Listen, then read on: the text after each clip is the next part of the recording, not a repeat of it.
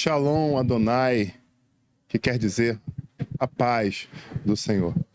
Eu queria convidar vocês essa noite a prepararem as suas emoções, o seu coração, para que a gente possa estar andando em direção à revelação do Senhor.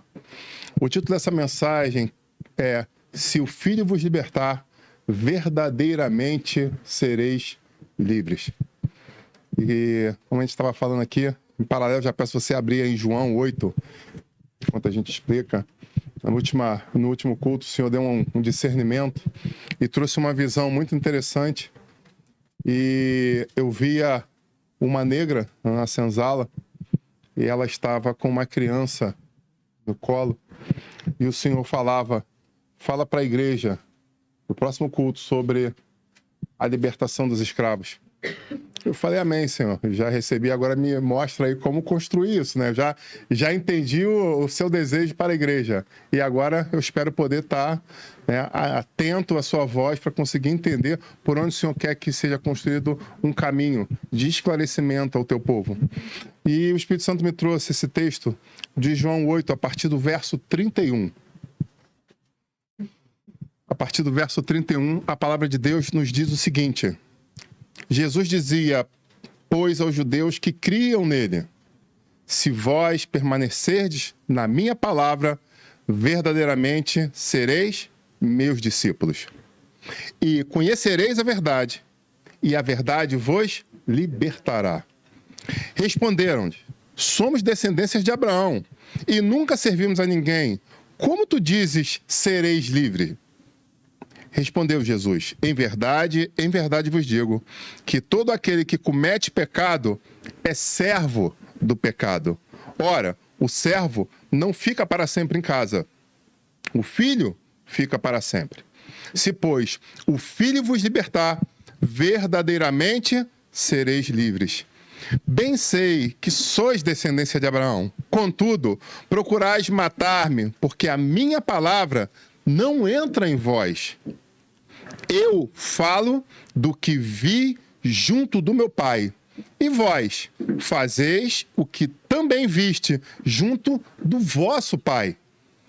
Responderam e disseram: nosso pai é Abraão. Mas Jesus disse-lhes: se fosseis filhos de Abraão, fariam as obras de quem? De Abraão. Amém? Assim a gente começa a ministração dessa noite. Jesus, mais uma vez, usando de uma forma brilhante, traz todo aquele povo à reflexão. Mas eu preciso que vocês acompanhem comigo o texto. Porque, como eu digo, aqui a gente aproveita, ministra a palavra, estuda para concurso, a gente já faz logo uma construção plena, né? E eu pergunto a vocês, para quem Jesus estava falando? Para todos os judeus? Para todos os povos? Ele começa dizendo que estava falando para quem esse texto? Para aqueles que criam nele. Traduzindo, ele já estava falando para um grupo seleto. Não era para... Ele não estava parado numa praça em cima de um banco, de um caixote, falando a ele. Não. Como a gente vê muitas vezes pregadores na Praça 15, ou até mesmo no centro, na Central do Brasil, trazendo uma palavra ali com coragem, com ousadia, para todos aqueles transeuntes. Não, Jesus estava falando para um grupo que cria nele. E é para o grupo que cria nele que ele traz essa palavra tão complexa, tão controversa. Não era para qualquer um, era para aqueles que diziam que criam nele. E para aqueles, ele está trazendo de uma forma muito clara. Vocês estão dizendo que são filhos de Abraão. Mas se vocês fossem filhos de Abraão, vocês não estavam fazendo o que vocês estão fazendo. Vocês estavam fazendo o quê? Obras semelhantes a dele. E aí, em cima disso, o Espírito Santo começou a trabalhar no meu coração. Eu falei, meu Deus, estou entendendo. Aí, se você volta um pouquinho, ele vai dizer mais. Eu falo do que eu vi junto do meu pai. Então, Jesus deixa muito claro que o convívio dele com o pai trouxe o quê? Exemplos construtivos para ele. Mas o que ele fala? Vocês fazem as coisas que vocês viram o quê? Os seus pais fazem. E eu falei assim, agora está começando a clarear. Já começou a clarear na minha. Espero que clareie de vocês também. Então, muitas vezes, o meio onde nós somos criados, a família em que nós somos criados, o nosso grupo de convívio de escola, o nosso grupo de amizade que a gente decide, mais à frente a gente escolhe uma profissão, a profissão que a gente faz parte, tudo isso são fatores que vão o quê? Contaminando ou nos abençoando. Depende muito de quem está à nossa volta. Algumas a gente não pode escolher, mas muitas vezes nós decidimos quem que nós queremos que faça parte do nosso grupo, dos nossos BFF. Acho que eu preciso começar lá na família. E aí o Espírito Santo foi falando que existem muitas situações que trazem prisões para a nossa vida, para a nossa história. Então nós começamos uma história, muitas vezes, aprisionados por situações que ocorreram no nosso passado. Aí alguém pode chegar aqui com toda a propriedade, dar um sorriso assim, daquele jocoso, olhar para o lado, para a esposa ou para o filho e falar assim, não fazia nada para mim, minha família é show de bola. Mas aí eu falo, como analista, que muitas vezes nós tentamos recalcar aquilo que mais nos feriu. E nós tentamos manter diante da sociedade hoje um personagem que, na verdade, está cheio de feridas, cheio de mazelas. De coisas que hoje todos aqueles que andam à nossa volta nem imaginam que a gente passou. Mas são coisas que ainda nos ferem. São cicatrizes, são feridas, são chagas. São, às vezes, células cancerígenas que ainda estão correndo por dentro do nosso corpo, porque nós ainda não fomos tratados, nós ainda não fomos libertos. E aí eu preciso, antes de falar de prisão, chamar a definição de prisão para a gente entender o que o dicionário fala sobre definição de prisão. Então vamos lá. Prisão é o ato ou efeito de prender, capturar, aprisionar, detenção. Ah, tá legal. O que mais? Cativeiro, corrente ou grilhão com que se prende. Vínculo imaterial que restringe a liberdade de uma pessoa. Uau, fantástico isso. Traduzindo, prisão não se resume a quando a gente para e olha uma grade fechando, uma cela fechando, não. O próprio dicionário da língua portuguesa nos abre a possibilidade de ser algo imaterial. Traduzindo, o que ele está dizendo aqui? Que existem prisões que estão na nossa alma, nas nossas emoções, nos nossos sentimentos. Não é pura e simplesmente eu vou te prender e te botar atrás de uma jaula, não. Existem prisões que literalmente não estão permitindo que a gente faça acontecer, que a gente viva uma vida plena, que a gente consiga ser feliz no casamento, ou até mesmo como um bom filho ou um bom pai. E ele ainda diz mais uma coisa, é coisa que atrai ou cativamente monopolizando a atenção. Ah, essa aqui é fantástica. Essa aqui, quantos hoje nas redes sociais, muitas vezes, não conseguem ficar 10 minutos longe do smartphone? Passamos por uma experiência numa visita que a gente teve, semana passada, o pastor que estava com a gente, com a família, e perguntaram que horas eram, alguma coisa bem simples. Aí olhamos para a cara da nossa família, aí eles, caramba, nenhum de vocês traz o celular para a mesa? Não. A gente faz questão. Mas aí eu obriguei minhas filhas a fazer isso? Não. Elas viam a gente fazendo e elas começaram a ver que não era interessante isso. Lógico que é mais pequena, ainda tem que dar um puxão de orelha, né? Mas tá pegando no tranco. Mas tá com 10 anos, ainda tem tempo. Mas a gente, quando vai ver, muitas vezes, quando a gente vai pra mesa, a gente deixa o celular. Para não correr o risco do momento que a gente tem de comunhão seja contaminado por informações externas. É um momento nosso. E eu pergunto a você, como é que pessoas dessa nova geração conseguem buscar algumas coisas em Deus se elas não conseguem desconectar do que é terreno para buscar o que é imaterial, o que é eterno? Aí alguém chega e fala, não, a igreja hoje está com problema. Não, a culpa é dos pastores. Mas se eu chegar para você e falar assim, Deus me deu a solução agora, peguem todos os seus smartphones, joguem no chão, pisem e quebre. Meu amigo, o primeiro que vai ter uma crise aqui é o Paulino, né? Porque ele usa iPhone 15, 12, é um negócio assim, ele vai ter o princípio de infarto. Ele vai cair no chão pedindo misericórdia ao Senhor, eu tô pagando ainda, pai. Então... Mas não, pastor, que isso? Você não tá falando que eu tô para me dar solução? Eu tô dando a solução. Mas... será que é necessário quebrar o smartphone? Ou será que é necessário você ter domínio próprio, que é um dos frutos? Então aí deixo o começo dessa reflexão para todos nós. O que realmente está acontecendo e o que realmente eu preciso fazer com que aconteça para que haja mudanças na minha história? para que haja libertação de prisões. E aí, eu fui ali orando e pedindo discernimento, e eu falei, Senhor, mas tinha lá aquela mulher na senzala. E aí o Senhor falou, para que você possa construir plenamente essa mensagem, você precisa passar pela história do Brasil. Eu falei, interessante. Então, quando a gente fala de prisão, a gente falou que existem vários tipos de prisões, inclusive materiais, mentais, emocionais, etc. Mas existiram prisões que realmente trouxeram muitas pessoas cativas. E a gente fala da escravidão no Brasil. Pessoas que foram trazidas à força do seu continente, e no caso foi o continente africano, para trabalhar como escravos no nosso país. E a história você conhece bem, eu não preciso discorrer ela, mas o fato é que existia um dado momento um movimento mundial para a libertação dos escravos.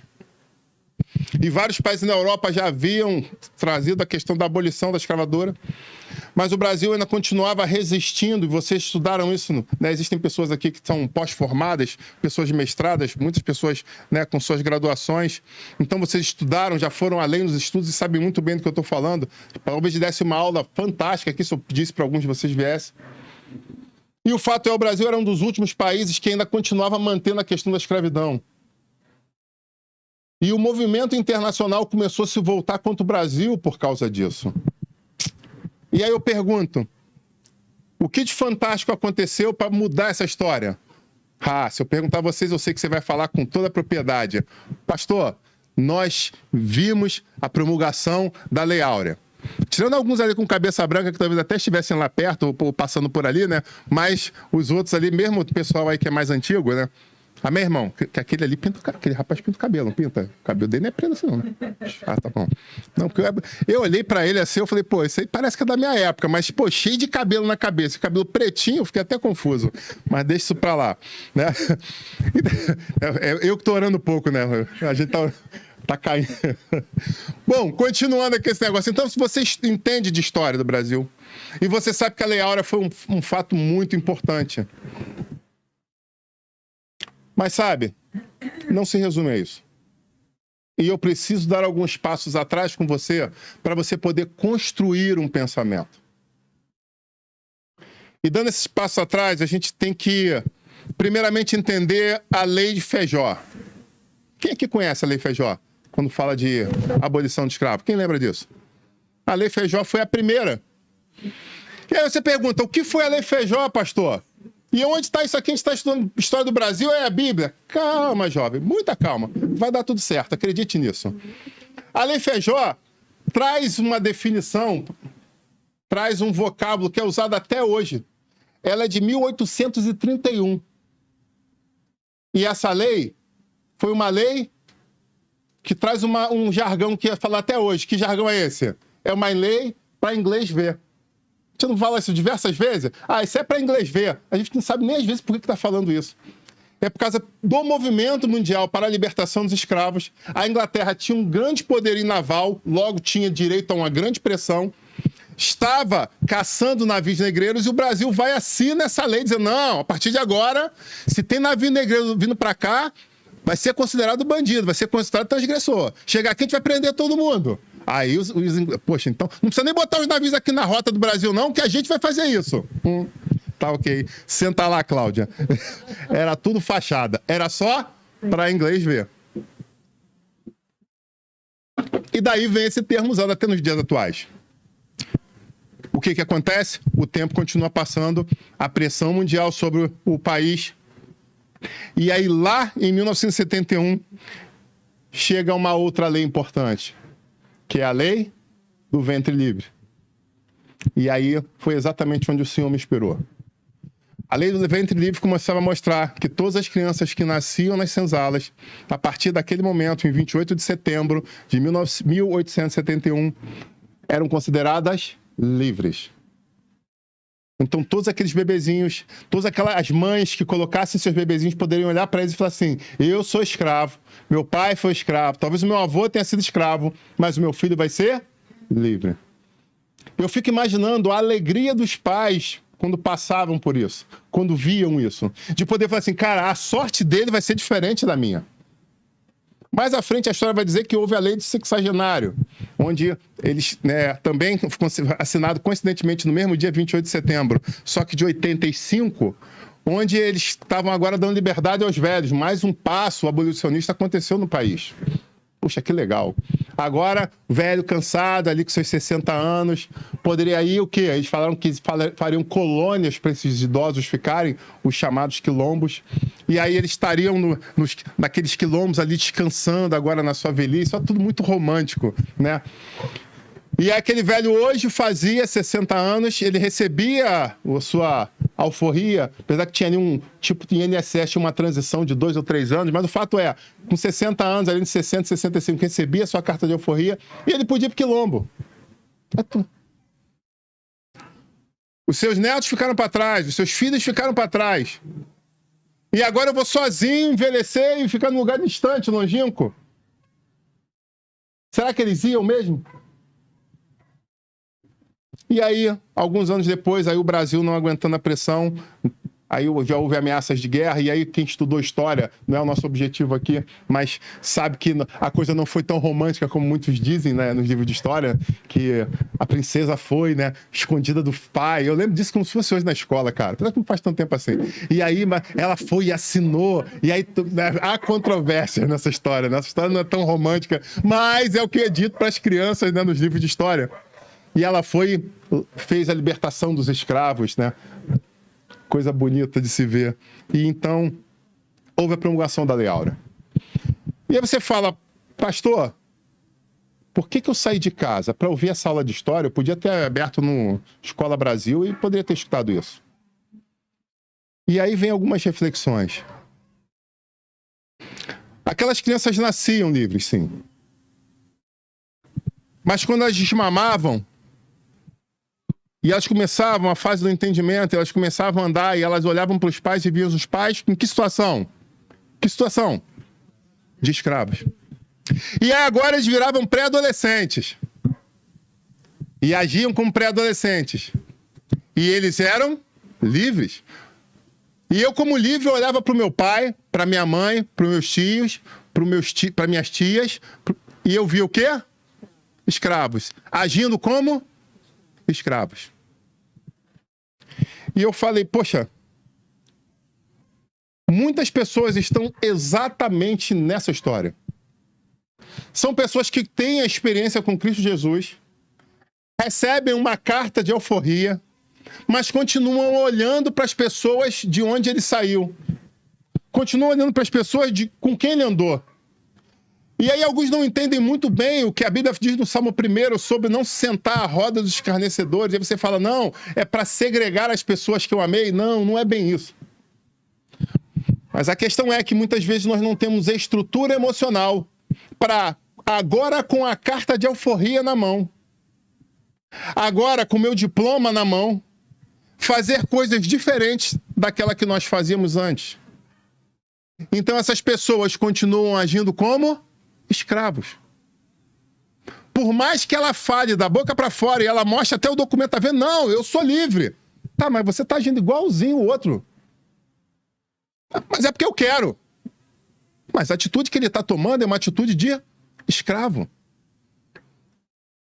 E eu não preciso pedir para você, se eu desse uma folha de papel para você e pedisse assim, escreve 20 nomes aí.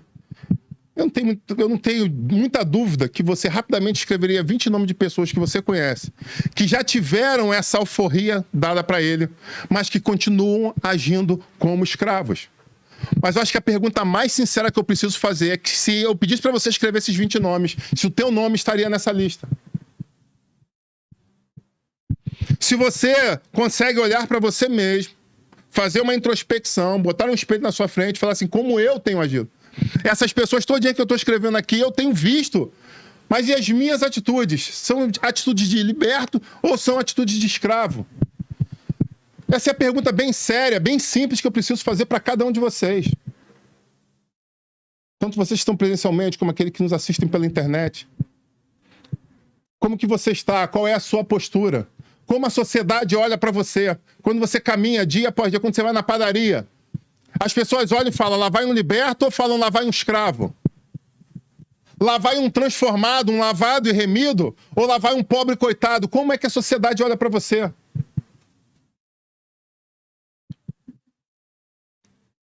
O que você tem feito diferente deles?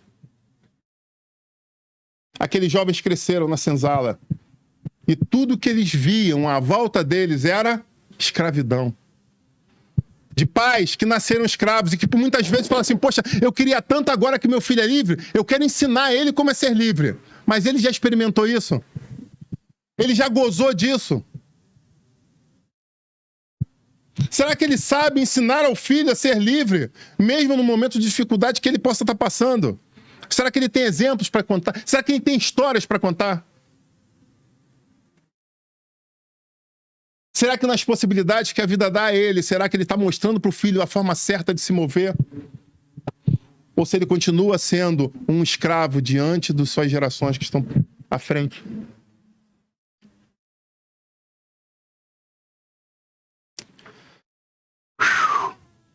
E aí veio a libertação de todos. Não, agora eu vou poder pegar meu filho pela mão com dignidade, sair dessa senzala escura, fétida, e eu vou sair para a sociedade e vai ser tudo diferente. Eu fico imaginando quantos imaginaram isso. Quantos, ao sair daquela situação que viveram durante anos, décadas da sua vida, que falaram assim, agora eu vou fazer tudo diferente. E eles saíram. E no dia seguinte, não tinha aquele pouco de comida miserável que era colocado. Porque agora, na situação de livres, eles precisavam começar do zero. Porque agora, na situação de libertos, eles precisavam reescrever a história da vida. Só que era um bando de pessoas que olhavam para a cara do outro e falaram assim, o que fazer? Não, a gente vai arranjar um líder. Alguém é que tem que saber o que fazer. Talvez algum mais desenvolto, algum mais esperto, algum mais agressivo, algum mais visionário, não sei. Mas o fato é, existia um bando de pessoas miseráveis perambulando pelas ruas, sem saber o que fazer ou mesmo para onde ir. Eles não tinham lar, eles não tinham um país, eles não tinham uma pátria. Quando assinaram e deram a carta para eles, não falaram, ó, vai o cais ali, vai ter um navio esperando para te levar de volta para a nação de onde você veio. Não tinha nada disso. Eles estavam regozijando pela liberdade, de repente eles viram que não sabiam o que fazer com essa tal liberdade. O que estava acontecendo agora é que antes eles comiam um pouquinho de ração e nem isso mais tinha. Eles morriam de fome. Eles tinham um todo para dormir, um lugar ali que deplorável para dormir, mas eles tinham um lugar, um pedaço de palha, um pouquinho de palha para encostar. E agora eles estão ao relento. Agora eles estão pegando chuva, morrendo de pneumonia. E eu falei, Senhor, o que isso quer dizer? E o Espírito Santo falou no meu coração de uma forma muito clara.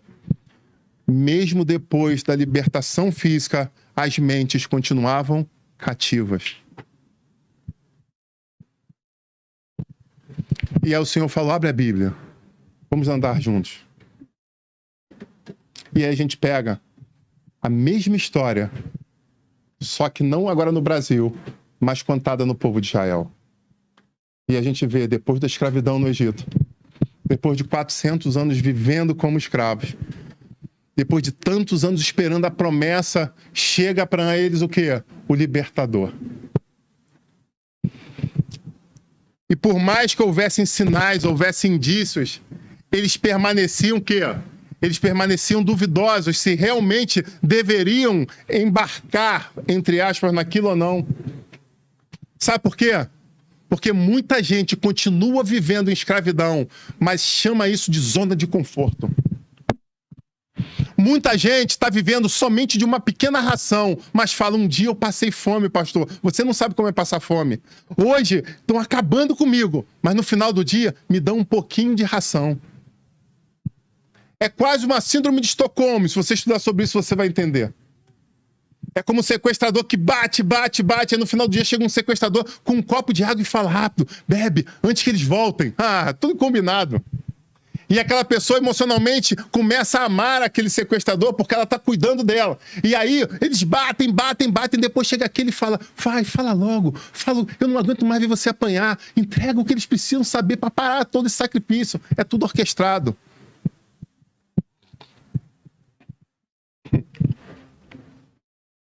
E quantos aqui tem problema com as esposas e quando estão lá de fora, Jezabel chega e fala, não fica assim, você está choroso, você está triste, eu estou vendo teu semblante caído. Eu quero te ouvir. Se você tivesse ideia de quantas vezes eu já vi essa estratégia como pastor, quanta gente já foi pro gabinete contando, pastor, aconteceu uma história comigo. E tu, deixa eu escrever aqui umas... Quando você vai falando, eu vou escrever aqui para ver se o final vai ser igual ao que eu já escutei antes. Então, na escravidão do Egito, o Senhor faz de uma forma que o povo seja também solto. Seja também o quê? Liberto. E agora eles estão não peregrinando pelo centro do Rio de Janeiro. Eles estão peregrinando o quê? Pelo deserto. E eles estão ali felizes, cantando, dançando. No começo tudo é festa. Só que chegou um momento que eles olham e falam assim, cara, e aí? O que a gente está fazendo? Não sei, vamos andando, vai dar tudo certo, tá tudo bem. É tudo emocionante no começo, né? E aí, de repente, eles se veem diante de um grande obstáculo. E diante de um grande obstáculo, eles veem que o perigo vem atrás deles. Deixa eu fazer uma pergunta sincera para vocês. Quantos dos israelitas que estavam ali, quando viram o mar na frente e viram o exército de Faraó vindo de trás, falaram, vamos nos render e vamos voltar? Porque lá, pelo menos, nós fazíamos os tijolos, trabalhávamos como escravos, mas no final do dia tínhamos uma porção de comida. Quantos vocês acham que fizeram isso? Poucos? Nenhum? 10%? Não, 30%. Pastor, tem gente aqui que gosta de bolsa de valores, eu vou falar em porcentagem, aí eu vou trazer o rapó para eles. 30% no dia, veio? Já teve gente ali que já começou a... Fala 42%, pastor, fala 42% que eu vendo. 42%? Os investidores aí, ó. Tu acha que 42% falam, não, vamos voltar. Aí eles não matam a gente. Ou, de repente, até tinha gente que olhou ali e falou assim, não, continua aí, continua. Porque se matar ele, quando eu voltar, eu volto para casa dele, que ele tá morto. Não acontece isso na igreja do Senhor, não, né? Não acontece, não. Não acontece, aleluia. Em nome de Jesus, não acontece, não. Não tem inveja, não tem nada disso. A criança até chorou lá atrás, cara. É triste, é triste. Bom, o fato é, o Senhor conhecia a fragilidade das emoções e do coração deles. E o que aconteceu diante deles? E eu chamo vocês a pensarem sobre isso. Tá, pai. Antes de falar e pensar, eu vou fazer uma outra pergunta. Se você estivesse diante do Mar Vermelho, o que você faria? Seja sincero. Seja sincero para você mesmo. Você voltava, você levantava as mãos e se rendia? Você ia dobrar o teu joelho e aclamar o Deus do céu, aquele que já tinha feito os 10 milagres? Para que mais um milagre acontecesse? Será que isso serviria somente para consolidar a tua fé ou para te jogar na lona? O que você faria? A pergunta é direta para você. Porque é muito fácil você sentar com um balde de pipoca, assistir uma história e falar, cara, eu não acredito que eles fizeram isso, cara. Não tiveram fé. Como você se colocaria nessa situação? É a pergunta que eu preciso fazer essa noite. Você se renderia? Você chegaria para Moisés e falaria assim, Moisés, presta atenção, será que você ouviu bem? Será que a sintonia está bem conectada? Será que o inimigo não falou no teu ouvido, não? Como você se colocaria? Porque é muito fácil nós julgarmos situações onde nós não nos colocamos. Mas deixa eu te acalmar, porque indiferente da sua situação, o Deus Todo-Poderoso estendeu a mão dele poderosa e fez mais um milagre. E agora aquelas pessoas estavam atravessando o Mar Vermelho. Talvez o maior de todos os milagres estava acontecendo diante dos olhos deles. E eles estavam passando a pé seco, glorificando e exaltando o nome do Deus Todo-Poderoso. E eles chegavam ao outro lado e viam muitos do exército de Faraó sendo consumidos por essas águas, que se fechavam diante dos seus olhos. E eles olhavam e viam, esse Deus é o Deus poderoso, é um Deus que se manifesta com coluna de fogo, que a gente anda no deserto e tem uma nuvem sobre nós. Que maravilha, que fantástico, esse Deus existe, existe. Eles não tinham mais dúvida disso.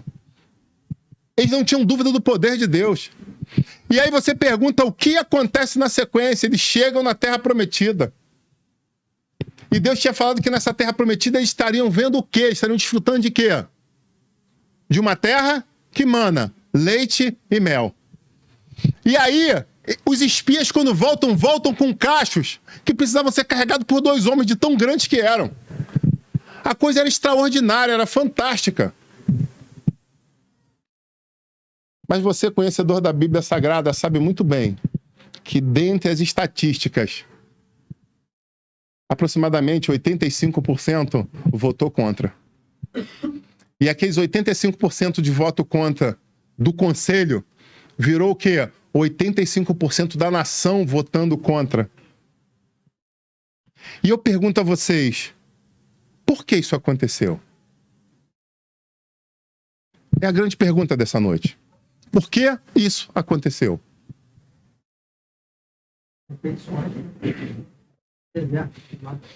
Porque mesmo depois da libertação, a sua mente continuava cativa. Muitas pessoas têm experimentado a liberdade, o caminhar, o se mover, o ir em direção ao novo de Deus. Mas mesmo andando em direção ao novo de Deus, continua com a mente cativa. Agindo como um escravo e não como um liberto. Então essa é uma grande reflexão que o Espírito Santo traz à igreja, da mesma forma que aconteceu na cultura, na história do Brasil, é a mesma coisa que aconteceu na história de Israel. Pessoas que sonhavam tanto por alguma coisa, mas que não se prepararam para viver essa coisa. Pessoas que ficavam ali conversando, lamuriando, como eu queria passar por isso, como eu queria. Quantas pessoas você conhece que têm planos extraordinários, mas diante de cada uma das oportunidades que a vida traz para elas, eles não fazem nada. Porque por mais que você traga a chave da libertação, pela mente dela continuar cativa, ela não tem coragem de abrir o cadeado. Abrir a porta da cela. Nesse momento, o Espírito Santo me lembra de uma história que aconteceu, eu acho que em 1993. Estava na casa dos meus pais, lá em Vila Isabel ainda, e minha falecida avó, que Deus a tenha, estava lá ajudando a minha mãe. Nessa época ela não tinha força ainda pra caramba, força até pra bater. A velhinha batia bem, meu amigo. O cruzado de direito dela era muito bom. Acho que me ajudou a ser forte por causa disso. Muito interessante, né? Cada vez que eu falo de vó, tem que zoar, né? Que minha avó me batia para caraca. Porque todo mundo tem aquela visão de vó fofinha, do coquezinho branco, né? Minha avó, o coquezinho branco, mano, ela tirava aquele negócio ali e espetava a gente ainda. Aquele negocinho aquelas agulhas de crochê, né? Da avó, que toda avó bota, né? Então, minha avó era sinistra, meu amigo. Virada no giraia. Então, minha avó cheia de disposição, alegria. Pô, tô aqui na casa da minha filha querida mais velha, vou ajudar pra não ser pesada, né? Aí ela foi fazer o quê? O que eu posso fazer? Lavar? Não, a louça já tá lavada. Não, a roupa, a máquina tá batendo. O que eu vou fazer? Pô, não, um bolo. Vai fazer bolo? Fazer bolo. Isso é muito romântico. Minha avó não era romântica assim, não. Diz aí, mãe. Aí, fazer um bolo. Muito fofinho. Tua avó fazia isso, a minha não. Minha avó, cara, o que eu vou fazer? Os filhos não estão, os netos estão aprontando, não dá pra bater neles, que eles estão dormindo. Então tem que arranjar alguma coisa. Vou limpar o espiriquito. Meu irmão tinha um espiriquito de combate lá, meu amigo. O espiriquito, meu Deus do céu, cara, botava mais filho no mundo que não sei o quê. Ele pegou um espiriquito de procriação pra vender filhote, né? Então o espiriquito, meu amigo, era faca na caveira, meu amigo. Era na caixinha lá de madeira deles, era ovo do lado de fora e o periquito lá de fora. Eu tava lá dentro, eu tava lá de fora deitado naquela piscina de água lá se refastelando. Os bichinhos eram sinistros. Aí minha avó chegou e falou assim, pô, vou limpar os periquitos. O que minha avó fez? Abriu a gaiola dos periquitos, pegou as coisas de dentro e virou, foi pro tanque. Só que o que ela esqueceu de fazer? Fechar a gaiola. Daqui a pouco acordo eu tinha chegado do quartel, acho que eu tava saindo de serviço, eu tinha soldado na época, cheio de sono. Acordei, não tinha café, tinha um pão. Eu tô vendo minha avó. Feliz da vida limpando. Eu falei, pô, qual é, vó? Tá fazendo aí? Não, tô ajudando aqui, meu neto. Tô aqui à toa, tal, vim ajudar. Pô, brigadão aí, firmou. Tá limpando, te limpando aí a parte de baixo da gaiola, limpando o comedor, limpando... Aí eu parei, eu falei, pô, minha avó nunca criou passarinho, meu amigo. Ela nessa disposição toda, quando eu olho pro passarinho... Ela falou assim, mas meu filho, o mais bonitinho você não sabe. Eu falei, o quê? É como eles são educados. Aí eu, por quê? Porque eu tô aqui limpando e tá em cima da gaiola olhando pra mim. Aí eu já peguei uma toalha da mesa, já puxei a toalha da mesa. Por quê? Pra jogar em cima, pra que se ele voasse... Pra minha surpresa, o periquito saiu da gaiola, foi pra cima da gaiola e ali ficou. Mas, pastor, vocês tinham cortado a asa dele? Não. Para quem entende de passarinho, aquela pena maior estava bem grande, traduzindo. E detalhe, ele ia começar o voo desde o 6º andar. Então era só planar e ir embora, que tinha um monte de árvore em volta. Quando eu olhei aquilo, eu falei, meu Deus do céu, ele não tem ideia do que está livre, que está diante dele. Ele não tem ideia que essa é a maior oportunidade que ele está tendo na vida dele de voltar a ser um ser livre. E ela foi lá com toda a calma de vó. Ô, bichinho, não sei o que. Pegou o passarinho, botou ele dentro, fechou a gaiola. Ah, porque você tá nervoso. Eu pensando, eu falei assim, meu Deus do céu, cara, o bicho ia fugir lá, o procriador do meu irmão, cara. Isso não tá no esboço. Mas o Espírito Santo me fez lembrar dessa história de 1993. Para exatamente contextualizar o que está sendo dito. Muita gente tem a liberdade diante dos seus olhos. A chave das... Como aqueles filmes, né? O guarda deixou cair um molho de chave na sua frente. É só abrir e ir embora. E voltar a viver a sua vida plenamente. Mas tem medo de, saindo dali, não continuar tendo a porção acostumada.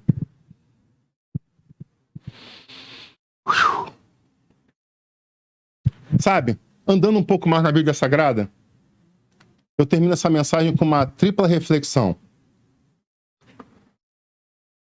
Quando nós pegamos os 3 primeiros livros da Bíblia, você vê que vai trazer toda uma contextualização em degraus. Traduzindo, é um crescimento. O primeiro livro vocês conhecem por que nome? Gênesis. Qual é o nome de Gênesis no hebraico?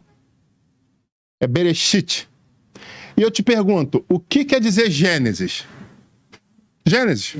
Valendo depois o hamburgão que o Paulinho vai pagar lá no complexo. Se acertar as 3. Tem que acertar os 3, vou te ajudar. Ficou vermelho aí, meu Deus. E aí, o que significa Gênesis? É a primeira pergunta. No princípio, a criação, o início. Mas sabe o que significa a tradução de Bereshit? Um encontro com Deus. Então a primeira coisa nessa história que nós vivemos e que o Senhor espera é que nós possamos ter um Gênesis, que é um encontro com Deus. E você, conhecedor da Bíblia Sagrada, sabe exatamente o que aconteceu naqueles capítulos. Ali começou um relacionamento entre o pai e os homens, onde houve muitas histórias, como a pastora falou aqui no começo. E é muito interessante que ela não sabia exatamente a contextualização, mas ela trouxe... Foi perfeito, tudo encaixou. Então, nesse Bereshit, o Deus de aliança, ele faz uma construção de história, ele se apresenta ao homem. E o homem tem a oportunidade de agora começar a encontrar, a ter realmente um encontro. Um Bereshit, um Gênesis com o Todo-Poderoso. E aí a gente chega para a segunda fase, que é o segundo livro da Bíblia, que tem o nome de Êxodo. Que quer dizer o que, Êxodo? Saída, migração, movimentação, não é isso? Mas se a gente pegar no original, a gente vai ver que o livro de Êxodo tem um outro nome, que é Shemot, exatamente. Shemot, é mudo, né? Shemot. E eu pergunto para você, o que quer dizer Shemot? Shemot quer dizer uma coisa totalmente diferente, que quer dizer nomes. Cara, nomes? O primeiro livro fala do encontro com Deus e o segundo vai falar de nomes. Como assim nomes, pastor? Eu vou te explicar. Depois deles saírem do cativeiro, depois de começar a peregrinação, esse momento de transição para a peregrinação, esse momento que eles estão no deserto, o Senhor levou eles para o deserto para o quê? Para acontecer diferente da história dos negros libertos do país. Onde eles saíram e ficaram olhando um para o outro sem saber o que fazer. O Deus de Israel fez diferente com eles. Trouxe a libertação, passou com eles pelo Mar Vermelho e agora começa uma história de caminhada. Mas logo no começo da caminhada, como vocês mesmos disseram, eles falaram, não tem como. Não tem como lutar com esse exército. Eles são grandes demais, tem gigantes na terra, eles são poderosos demais, nós não tem como. E eu pergunto, sabe por que eles falaram aquilo? Porque eles não eram guerreiros. Eles eram o quê? Escravos. A mentalidade deles era de escravos, em todo o tempo era de escravos. Em todo momento que fala, vocês têm que pegar agora espadas, lanças, e vocês têm que conquistar aquele lugar. Eles falam, não tem como. Calma aí, para. Deixa, Não. Isso não tem como, é demais para nós. Eu não sei guerrear, eu não sei lutar. Eu sei apanhar, eu sei sofrer. Eu sei contar com a misericórdia, com benevolência. Isso eu sei. Porque a minha vida toda eu fui escravo. Então, como você quer que um escravo se torne de um dia para a noite um guerreiro? E o nosso Deus é um Deus tão poderoso, tão maravilhoso, que ele permitiu que eles passassem por um êxodo. Que eles passassem por um momento de transição. Um momento de aprendizado. Um momento para cada vez mais as panelas do Egito ficarem para trás. O gosto do tempero do egípcio fosse saindo da memória deles. Não só do paladar, mas da memória. Cada quilômetro a mais que eles caminhavam, eles ficavam mais longe. Sabe, eu vou fazer um vídeo em poucas semanas. Mas nós temos, na Aeronáutica, tem um quartel na Serra do Cachimbo. E é interessante que nós temos uma BR passando a 6 quilômetros da área administrativa. Então você anda por dentro da floresta a 6 quilômetros e chega na área administrativa. E aí quando você chega na área administrativa, tem ali algumas casas, alguns alojamentos, um rancho, um posto médico, aquela básica de um quartel. E aí você sai e você anda mais 6 quilômetros pro outro lado, contrário da estrada. E aí a gente chega na pista de pouso. Enquanto eu preparava essa mensagem, o Espírito Santo me fez lembrar, muitas vezes, eu correndo nessa estrada. Que era uma estrada muito interessante, porque você tinha 6 quilômetros até o próximo lugar. E você tinha uns marcos ali de quilômetro, né? E eu lembro que às vezes a gente ia correndo, às vezes algumas pessoas fora do peso, fora de forma, né? Lutando ali naquele momento para tentar fazer uma coisa diferente. E eu lembro que você andava 1 quilômetro e você falava assim, cara, falta 5. Ou falta 1. E aí você continuava correndo. E aí quando chegava no outro quilômetro você falava assim, uau, agora só faltam 4. Ou faltam 2. Mas tinha um momento que era muito curioso, que é quando você chegava no 3º quilômetro. E quando você chegava no 3º quilômetro, tinha uma coisa muito especial, que era o maior silêncio da selva. Aí você pergunta, por quê? Porque os animais saíam de perto de onde tinha um barulho humano. Então, na área administrativa, os animais evitavam ficar perto. Na pista de pouso, 6 km, eles evitavam. E aí você pergunta, qual era o ponto onde tinha mais animais, como onças e etc.? Qual era a maior chance que você tinha? Exatamente no meio do caminho. Porque era a parte mais natural da selva. Então, entre o 2º e o 4º quilômetro, exatamente ali, era o ponto que eles falavam, evite ficar sozinho. Porque aqui é o maior risco que você tem de ataque de onça. E era muito legal que quando você chegava naquele ponto, você olhava para um lado, você não via nada. Você olhava para o outro, você não via nada. O horizonte sumia para os dois lados. E você falava, eu literalmente estou sozinho aqui. E você tinha que tomar uma decisão. Qual era a decisão? Ou eu ando mais 3 para o meu destino, ou eu volto exatamente 3 para a minha origem. O Espírito de Deus te chama a refletir sobre isso essa noite. Você já andou muitos quilômetros na caminhada, mas talvez não tenha chegado aonde sonhava estar. Mas eu preciso te perguntar, movido pelo Senhor, o que você quer fazer? Você quer retroagir e voltar para as panelas do tempero do Egito? Por mais que você esteja vendo a coluna de fogo na tua frente, por mais que você esteja vendo a nuvem de glória sobre a tua cabeça, o que você quer? Você está no meio de um êxodo. Ou melhor, você está no meio de um Shemot. E como eu disse, Shemot quer dizer nomes. Mas uma outra tradução para Shemot é uma reconstrução de identidade. Eles precisavam se afastar.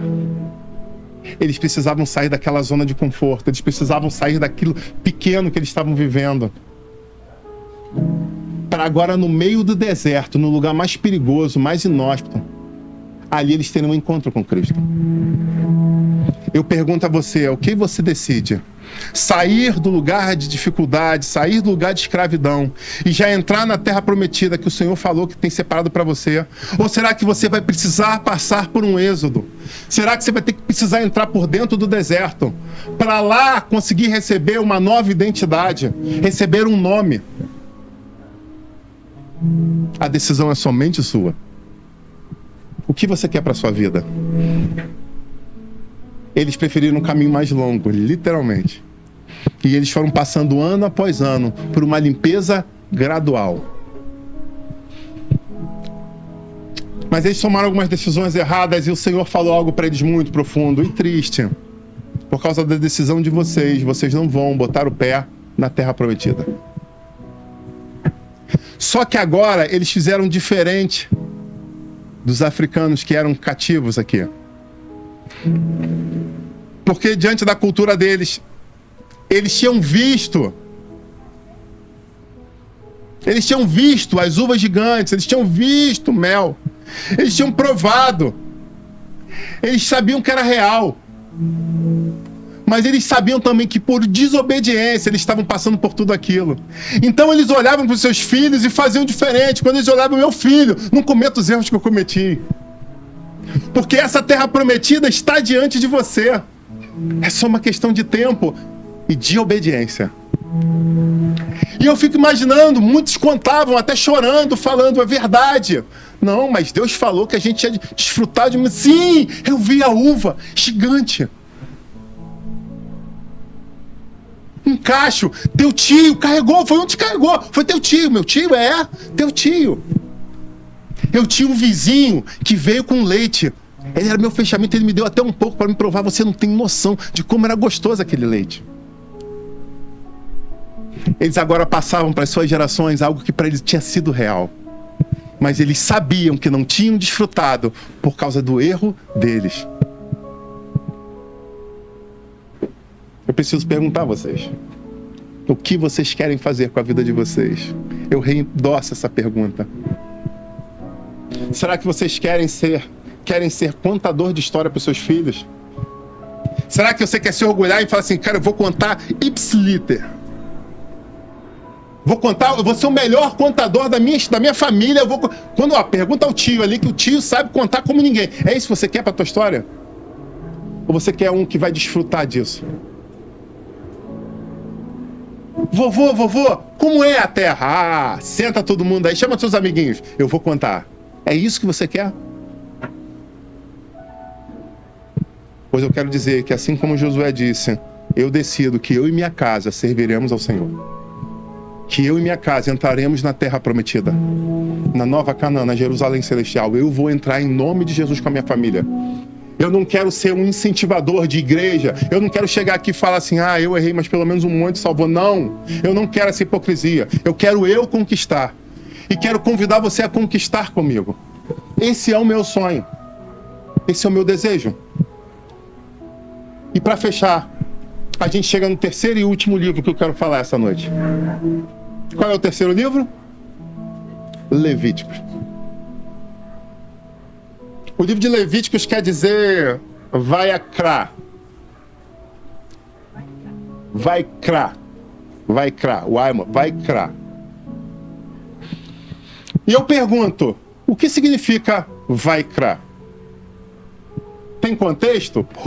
Pleno. O livro de Levíticos, que é o Vaikra, quer dizer e chamou. E chamou. Ou chamado por Deus. E eu preciso chamar, em meio a este chamado, redundante, mas profundo, que primeiramente houve um encontro com Deus. E depois de nós passarmos por um encontro com Deus, nós temos o que? A mudança de mentalidade. E em meio à mudança da mentalidade, nós recebemos do Senhor uma nova identidade. E depois de nós cumprirmos essas 3 etapas, Ele realmente coloca sobre nós um chamado. Que em nome de Jesus você possa tomar as decisões corretas. E que seja derramado sobre a tua vida uma nova identidade. Que você possa andar por um novo caminho, ter novas experiências, ter um encontro com Deus, para que Ele possa proclamar qual é a boa, a perfeita vontade, que é agradável para a tua vida. Que se cumpra essa noite a abertura dos teus olhos espirituais para que você entenda qual é o seu chamado. É o que eu profetizo sobre a tua vida em nome de Jesus. Quero convidar você a curvar sua cabeça. Eu quero orar por você.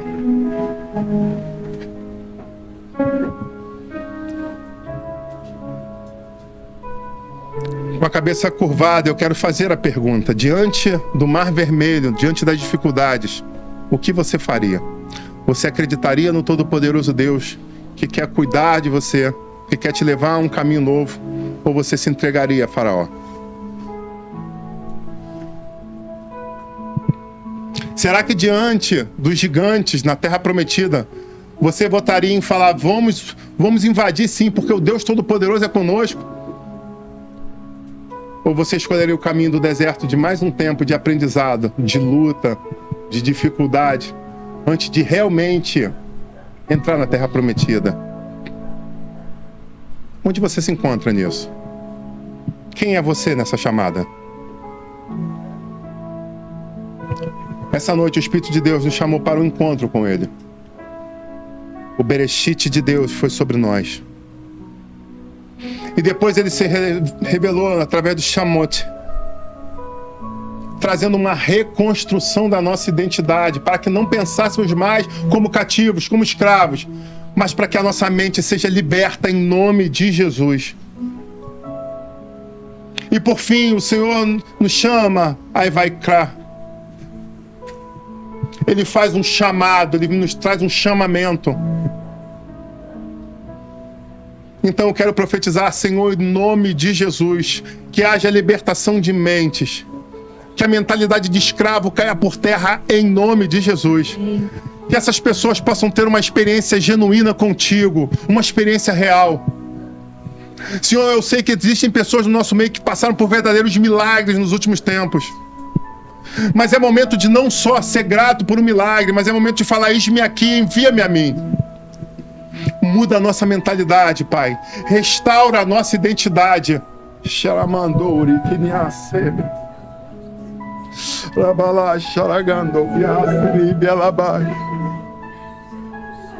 Contempla, Pai, as lágrimas das madrugadas, Pai. Contempla tanta dor, Senhor. Espírito de dúvida, nós te repreendemos agora em nome de Jesus e ordenamos que saia dessas casas. Porque essa noite o Senhor traz libertação a escravos.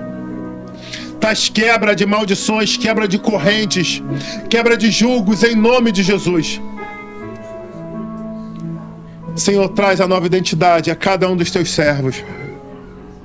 Nós suplicamos isso a Ti, já Te agradecendo, porque sabemos que Tu és o Todo-Poderoso Deus.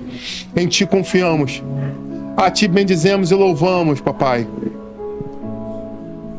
E eu termino essa oração pedindo ao Espírito de Deus, revela qual é o chamado que nós temos. Revela-nos, Pai, qual é o chamado que o Senhor tem para cada um de nós. E eu peço que o Senhor nos mostre o chamado da nossa família, mas que o Senhor apresente o chamado do nosso CPF, Pai. Porque existem algumas coisas que precisam ser feitas em família, sim. Mas existem outras que não dependem de marido, de esposa, de filhos, de pais, de mães, não. É nosso. É somente nosso. A mudança é nossa, a decisão é nossa. E eu quero clamar ao Senhor que hoje seja a noite de decisões. Contempla, Pai, essas pessoas que oram agora diante de Ti, Pai. O Senhor está contemplando agora o que sai dos seus lábios. Os pactos que estão sendo restabelecidos essa noite. Eu te bendigo por isso, papai. Porque Tu és um Deus todo-poderoso. Senhor, restabelece. Restabelece. Restabelece. Restabelece ministérios. Restabelece dons. Restabelece chamados. Restabelece, Pai, em nome de Jesus, restabelece. Que haja um vai cá, que haja um vai cá, que haja o chamado de Deus para a tua vida. Em nome de Jesus. Que os impedimentos caiam por terra, que o medo seja retirado. E que você seja revestido na unção do Senhor. Que o chamado de Deus se cumpra na tua vida. É o que eu clamo, já agradecendo em nome de Jesus. Amém. Glória a Jesus. Aleluia.